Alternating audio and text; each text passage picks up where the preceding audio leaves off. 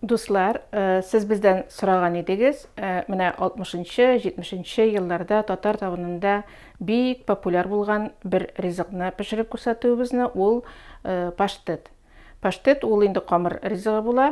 Қамырыбыз біздің бүгін біз алдық, міне әші қамыр, ол енді біздің әзір, біз ана жұмшақ қана етіп басты қамырыбызны.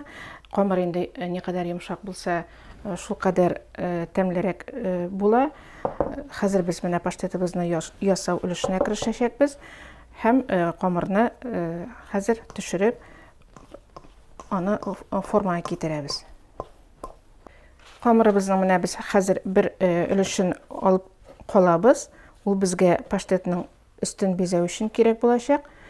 Һәм калган үлешне без менә шулай җәеп табага хәзер куябыз, урнаштырабыз.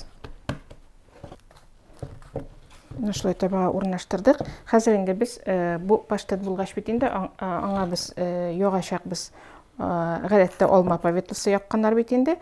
Бездә менә хәзер шулай алма паветлысын паштетыбызга ягып чыгабыз башта.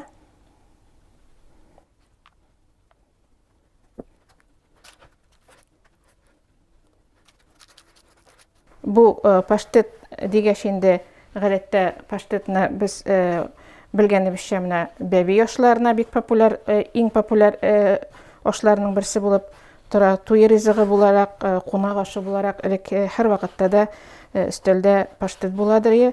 Һәм күчтән эшкә инде һәр вакытта да паштет белән йөри торган булганнар элек. Әлбәттә инде хәзер кисә торган һәр төрле җайланмалар бар. Кискечләр белән дә кисәргә мөмкин. Без инде традиция буенча үзебезнең әниләрдән күргәнчә шулай тасмалап ясарга булдык. Менә паштетыбызны шулай без матур кыяфәткә керттек.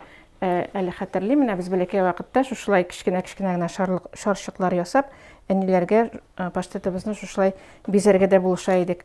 Менә шушындый матур гына паштетыбыз килеп чыкты. Без аны хәзер бер 20 минут, ярты сәгать кабартып алабыз да, аннан соң инде 180 градуслы мичкә тыгып пешереп алабыз.